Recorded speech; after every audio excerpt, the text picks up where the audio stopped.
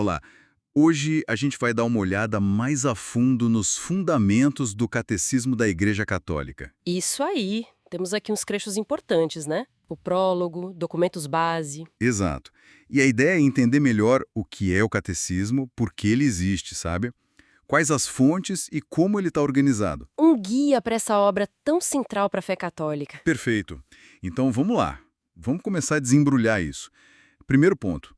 Para que serve o catecismo, afinal? O prólogo mesmo diz que a ideia é apresentar, de um jeito organizado, sintético, o essencial da doutrina católica. Certo. Tanto a fé quanto a moral. Isso. Não é só uma lista de regras, tipo faça isso, não faça aquilo. É mais uma exposição que conecta os pontos, sabe? Uma visão de conjunto, orgânica mesmo.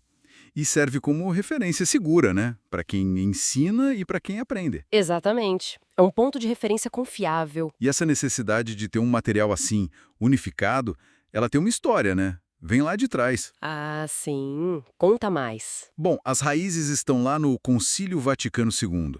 Documentos como a Dei Verbum, que fala da revelação divina, ou a Lumen Gentium, sobre a Igreja. Ah, documento-chave do concílio. Sim, eles deram a base doutrinária.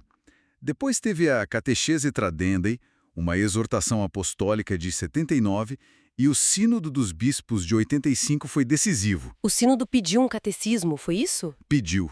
Perceberam que faltava uma síntese para a igreja toda. É interessante ver como esses momentos históricos, sabe, convergiram para essa necessidade. Faz sentido, ter um texto de referência claro. Pois é. E até lembraram do antigo catecismo romano, lá de 1566, como um modelo de clareza na época. Interessante essa conexão histórica. E falando em bases, de onde vem a autoridade do catecismo? Quais são as fontes mesmo? Olha, isso é fundamental para entender o peso dele. A fonte principal, imagino, é a Sagrada Escritura, né? A Bíblia. Com certeza! Textos bíblicos são a base de tudo. O catecismo cita muitos exemplos, como aquele mandato de Jesus para ensinar todas as nações, ou a vontade de Deus que todos se salvem. Entendi.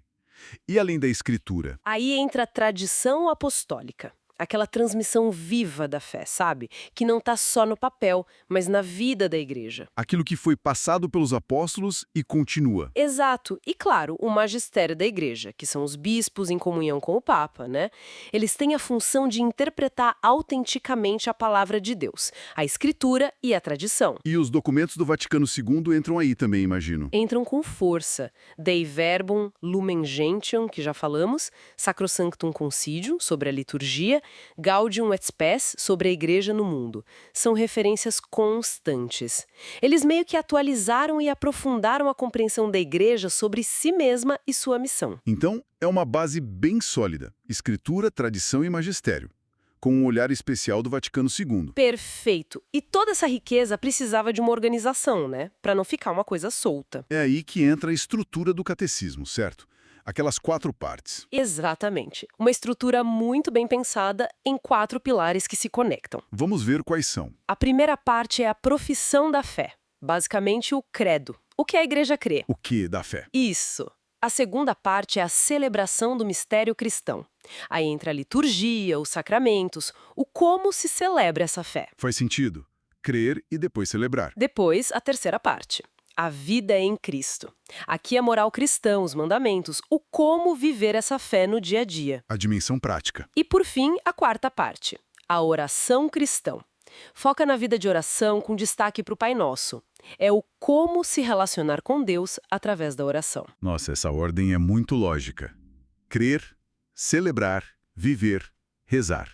Sim, reflete a própria dinâmica da vida cristã, né? Uma coisa leva a outra, se alimenta. Não é só um índice de assuntos, é quase um caminho, uma jornada de fé que está ali desenhada. Mostra como a doutrina se liga à liturgia, à moral, à espiritualidade. Essa visão orgânica que o prólogo menciona, tudo interligado. Você lê sobre um sacramento, por exemplo, e vê as conexões com a escritura, com a vida moral que ele inspira, com a oração que o acompanha. Entendi. É um todo coeso.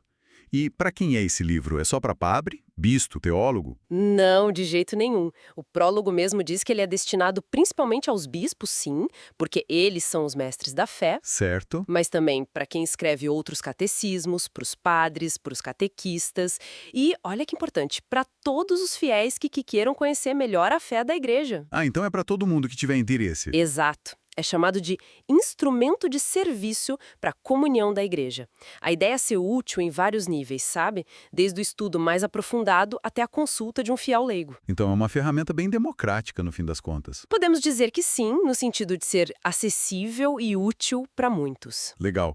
Então, para a gente recapitular rapidinho. Vamos lá. O catecismo junta escritura, tradição e magistério, especialmente o Vaticano II. Numa estrutura de 4 partes: fé, celebração, vida e oração. Servindo como uma referência segura, confiável e integrada para a doutrina católica. Perfeito.